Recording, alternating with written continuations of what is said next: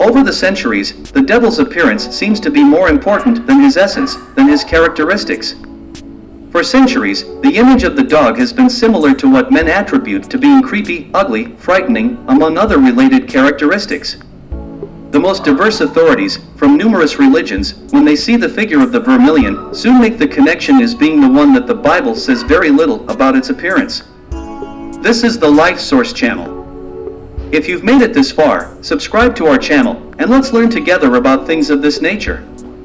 Speaking about the appearance of the devil, once in an academic debate, in a theology course, the same topic was raised. In this context, a young seminarian asked me if I had ever seen the devil, physically. To which I replied, physically, with that appearance that appear in artists' illustrations and in horror films, never. But I asked him if he had ever seen it. He, with a voice of astonishment, replied, "I've already seen it.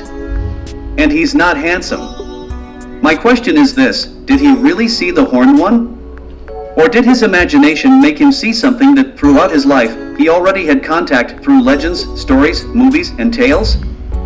Well, let's unite common sense with critical sense.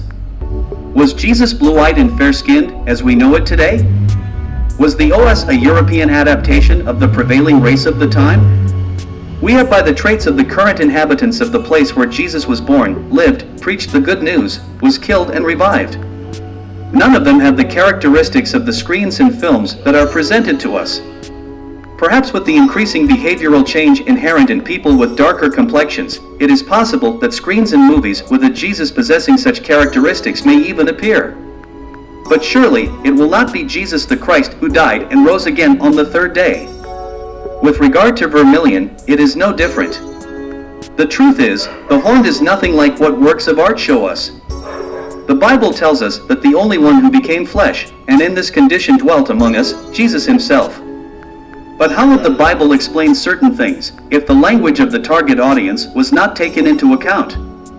Imagine if Jesus in his sermon said that the nation whose God is the Lord will not need to fire a shot?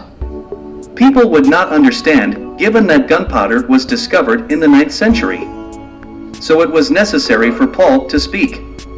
Put on the armor of God, right after Paul gives the explanation of what he was referring to. In Ephesians 6. Therefore, with propriety I say that the devil has no characteristics of man. He is spirit, and spirit has no body. When the Bible says that he can present himself as an angel of light, 2 Cor 11:14, he does so by denoting that he, the devil, tries to persuade us, with exploits that, if it were possible, would deceive even the redeemed by the Jesus blood.